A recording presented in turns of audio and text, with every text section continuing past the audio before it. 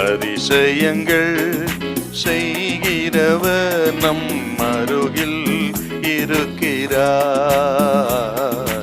அற்புதங்கள் செய்கிறவர் என்றும் நமக்குள் வசிக்கிறார். லூக்கா சுவிசேஷம் 23 அதிகாரம் 41வது வசனம். நாமோ நியாயப்படி தண்டிக்கப்படுகிறோம், நாம் நடப்பித்தவர்களுக்கு தக்க பலனை அடைகிறோம், இவரோ தகாததொன்றையும் நடப்பிக்கவில்லையே என்று அவனை கடிந்து கொண்டு.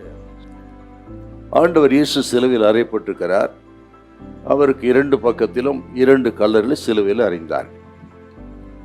அதிலே ஒரு கள்ளன் ரட்சிக்கப்பட்ட விதத்தை குறித்து தான் இந்த பகுதியில் வாசிக்க கேட்டோம். இவனின் மனம் திரும்புதல் ரட்சிப்பு மிகவும் ஆச்சரியமானது. ஆயுசு முழுவதும் குற்றவாளியா இருந்தவன், ரோம அரசாங்கம் இவனை மரண தண்டனை குற்றவாளி என்று நியாயம் தீர்த்தது. சிலுவையில் தொங்கிக் கொண்டிருக்கிறார். அந்த மரண தண்டனை அனுபவிக்கிற அந்த நேரத்திலே அவன் மனம் திரும்பி ரட்சிக்கப்பட்டான் என்றால் நமக்கு ஒரு நம்பிக்கை இருக்கிறது. எந்த சமயத்திலும் எந்த ஒரு மனிதனையும் ரட்சிக்க இயேசு வல்லவராயிருக்கிறார். தூக்கு மேடையில கூட ஒரு மனிதனை ரட்சிக்க ஆண்டவரால் கூடும் என்பதற்கு இவன் ஒரு நல்ல திருஷ்டாந்தம்.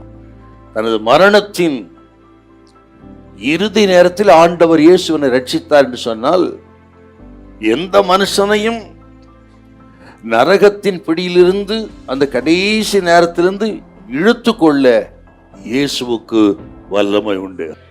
ஆகவே நமது குடும்பங்களிலே, ஊழிய செய்கிற இடங்களிலே இவங்கெல்லாம் ரட்சிக்கப்பட மாட்டாங்க என்று ஒரு முடிவுக்கு நாம் வரக்கூடாது.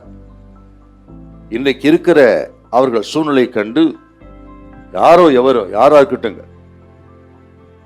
இவர்களெல்லாம் ரட்சிக்கப்படுவது அரிது அப்படின்னு நாம் நினைக்க கூடாது.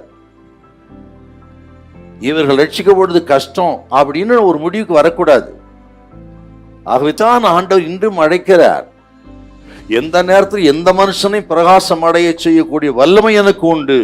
ரட்சிப்புக்கு அவ்வளவு வல்லமை இருக்கிறது. வருத்தப்பட்டு பார சுமக்கிறவர்களே, நீங்கள் எல்லாரும் இடத்தில் வாருங்கள் என்று கடைசி நிமிஷத்திலும் கரம் நீட்டி அழைத்து ரட்சிக்கக்கூடிய வல்லவர் இயேசு என்கிற ஒரு செய்தியை, நற்செய்தியை நம்ம இங்க பார்க்கிறோம்.